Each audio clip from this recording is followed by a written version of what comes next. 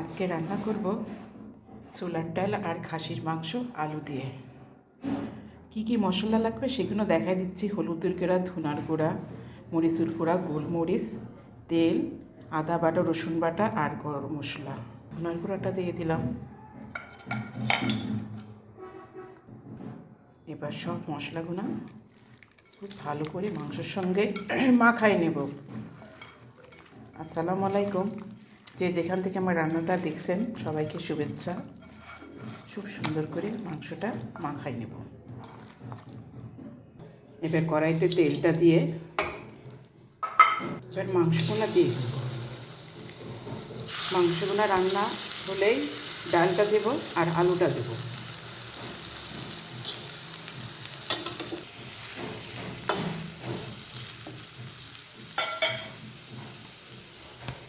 ঢেকে দেব। এবার মাংসের মধ্যে ছোলার ডালটা দিয়ে দেব।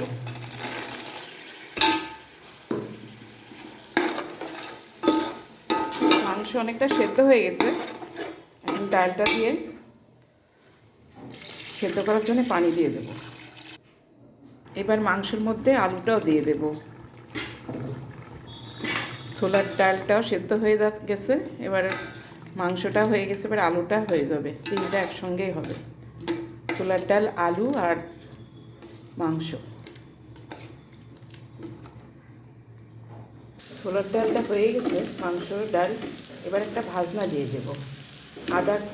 আদা কুচি, কাঁচামরিচ কুচি, পেঁয়াজ, শুকনো মরিচ গুঁড়া দিয়ে একটা ভাজনা দিয়ে দেব।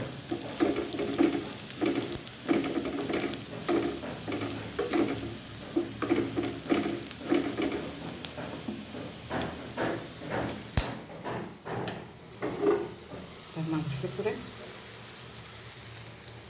ছোলার ডালের জন্য আমি সবসময় একটা ভাজনা দিয়ে দিই, অনেক সুন্দর লাগে খেতে, অনেক সুন্দর হয়।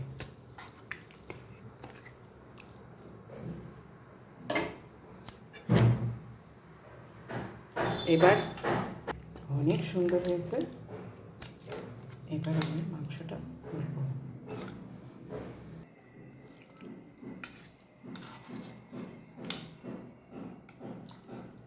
হয়ে গেল আমার ছোলার ডাল, মাংস, আলু দিয়ে ঝোল।